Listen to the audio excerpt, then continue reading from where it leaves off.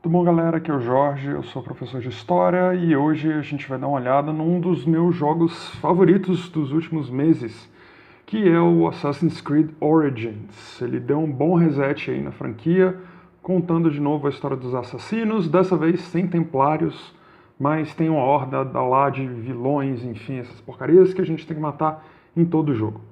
Em todo caso, antes da gente começar, alguns avisos gerais. O primeiro deles é o seguinte: os videogames definitivamente não são história, mas eles são a representação dela, ou seja, eles oferecem algum tipo de discurso histórico em cima dos eventos que aconteceram de fato. O segundo deles é que um videogame, assim como qualquer peça de arte, um livro, um filme, tanto faz, ele é um produto artístico, né? Ele é um produto intelectual, financeiro, enfim, que tem que calhar de ter ali a visão do diretor, dos seus artistas, da equipe de produção, mas que ele também anda no fio da navalha porque ele precisa ser interessante para o público-alvo. Precisa vender, fazer dinheiro, os estúdios continuarem abertos, produzindo mais jogos e a gente do lado de cá se divertindo. Mas convém lembrar também que nada disso desmerece as pesquisas feitas pelos produtores, seja da Ubisoft ou seja lá de quem for. Afinal de contas, dá pra ver que os caras gastam um tempo gigantesco montando esses mundos aí. Então, beleza, vamos começar? Esse aqui é mais um vídeo de História com Jorge. Partiu!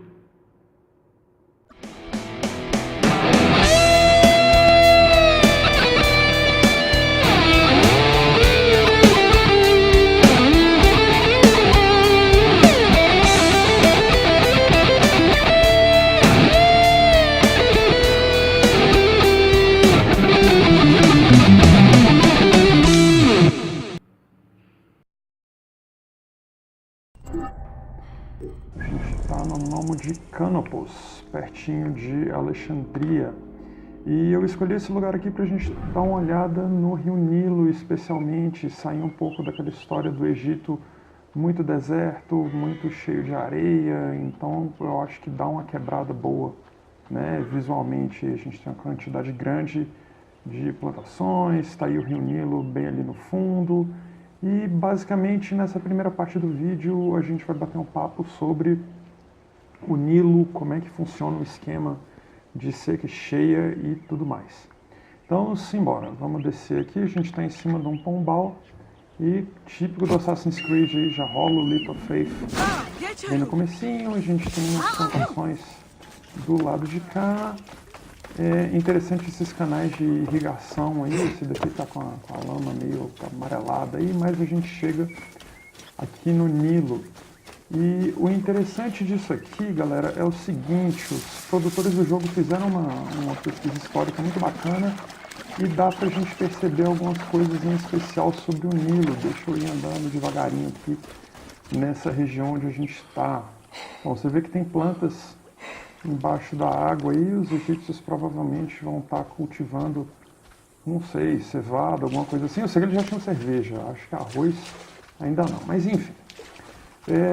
Uma região tipo essa aqui dá pra gente ver que ela é muito mais baixa do que o restante do terreno, e regiões como essa eram aproveitadas para o esquema de seca e cheia do Nilo.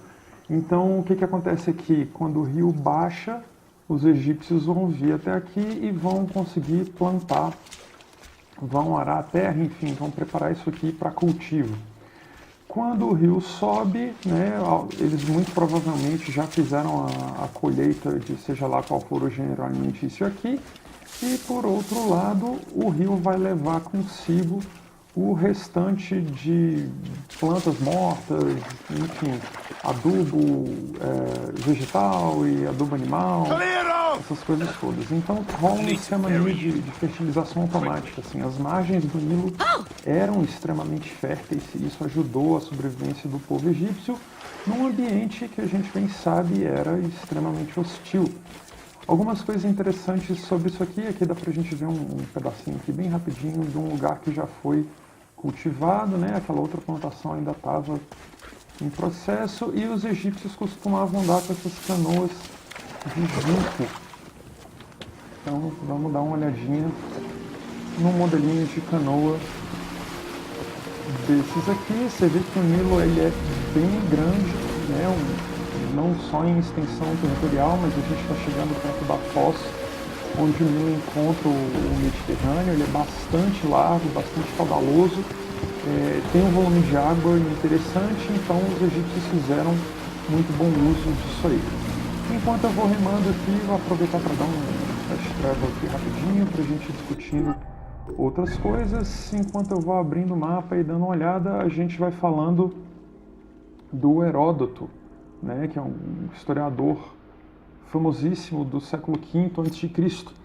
E o Heródoto diz o seguinte: o Egito é uma dádiva do Nilo, só poderia existir Egito porque havia o rio Nilo lá para banhar aquela região e abençoar aquelas pessoas com água.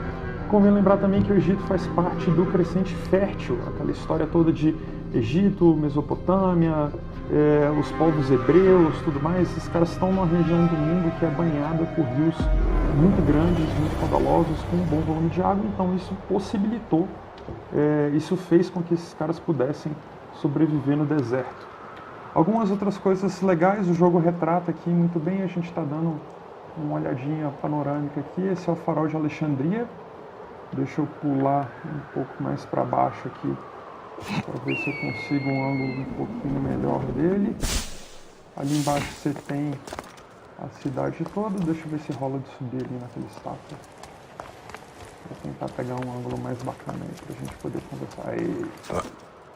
Então, enfim, está ali embaixo a cidade de Alexandria e convém lembrar, ali, pirâmides ali ao fundo, e convém lembrar que o farol era uma das grandes maravilhas do mundo antigo, né? Infelizmente não existe mais, mas ele era absolutamente gigantesco.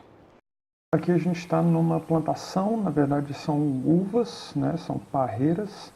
Os egípcios, tal como os gregos e tal como os romanos, tomavam bastante vinho. Não sei informar para vocês, infelizmente, se isso foi trazido por influência greco-romana. Acredito que sim. Outra informação bacana é que os egípcios, incluindo as crianças, tomavam um tipo de cerveja quente e mais adocicado durante todo o dia. Era o tipo da coisa que as crianças levavam quando iam para a escola.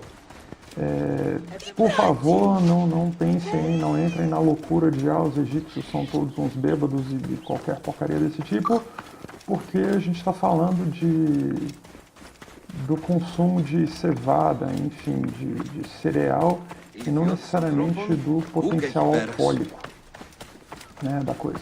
A gente deu sorte de passar aqui por uns campos de flores. Eu estou indo rumo a uma tinturaria, e essas florezinhas azuis, juntamente com a pedra chamada lápis lazuli, vão ser a fonte principal de corante para fazer determinados tipos de roupa. Nessa tinturaria aqui do lado, a gente está vendo que ao invés de azul, tem muita coisa roxa ou violeta. Esse tom de violeta, esse tom de roxo, vem do molusco encontrado na costa fenícia, né? Hoje corresponderia mais ou menos ao Líbano, Síria e talvez parte de Israel ali. Isso vem do murex, né? Um molusco com a concha. Eu vou colocar uma figurinha dele aí na tela. E esse molusco era morto, tirado de dentro da concha. Você espremia o molusco, ele gotejava essa tinta roxa e depois você misturava com outros produtos químicos aí para atingir os tecidos.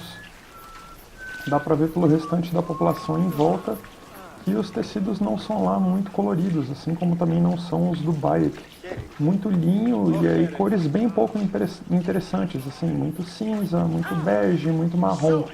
Então, alguém usando uma roupa com esse tom de lilás, de fato, chamava muita atenção. Aqui do lado a gente também tem algumas tinas de tinta vermelha, os outros tons mais amarelados. Esses são mais comuns porque são mais fáceis de fazer, né? Os caras faziam com terra, com argila, com esse tipo de coisa. Agora, pouco antes, enquanto eu estava falando, o sujeito tirou uma peça de roupa aqui de dentro, porque o processo de tingimento está acontecendo, e logo embaixo dessa mesa aqui a gente já vê alguns tecidos prontos também. Então, simbora, vamos continuar caminhando aí pelo Egito, ver se eu acho alguma moça para tentar mostrar uma peruca. Deixa eu ver se eu dou sorte aqui. Só que eu falo. Mas acredita em mim, esta é uma peruca egípcia de lã. Pronto, agora deu para ver melhor. Cadê os modos de edição de câmera? Aqui, para a gente melhorar um pouco a exposição. Deixa eu ver se melhor. Aqui, ó, agora dá para ver legal. Bom, vocês estão vendo aqui é uma peruca de lã. Os egípcios vão se proteger do sol, né, usando isso aqui. E outra coisa interessante é que, não no caso dessa moça aqui que não está mostrando, mas era bastante comum na sociedade egípcia o uso de maquiagem, especialmente em torno dos olhos. Ela era feita com vários tipos de óleo, plantas aromáticas e carvão moído. Então ficava aquela pasta preta que a gente geralmente vê em filme com os egípcios colocando aquilo em volta dos olhos. Né, os egípcios, como eu falei, faziam muito bom uso do Nilo. Então vamos dar uma olhadinha. Aqui dentro rola uma criação de peixes. Só que eu falei, tem pouquinhos peixes nessa daqui. Mas enfim, a gente vai ter criação de peixes em cativeiro para que os egípcios pudessem se alimentar com isso aqui. Outros aspectos interessantes. Opa, pausa daqui a gente vê o barquinho. Esse é um trireme, né, uma tecnologia dos fenícios. E os fenícios perderam isso para os romanos, né, nas guerras dos romanos contra os cartagineses. Mas depois vai ter um vídeo só para a influência egípcia aqui no jogo, e depois a gente acaba falando disso. E por enquanto a gente vai ficando por aqui. Depois de uns tempos, não sei quando, professores trabalham, montam prova, montam aula, essas coisas todas, mas depois de um tempo a gente acaba se encontrando de novo. Prometo que tem a parte 2 e a parte 3 do vídeo do Assassin's Creed Origins. Se cuida aí, galera. Rachas de estudar. Eu sou o Jorge e até mais.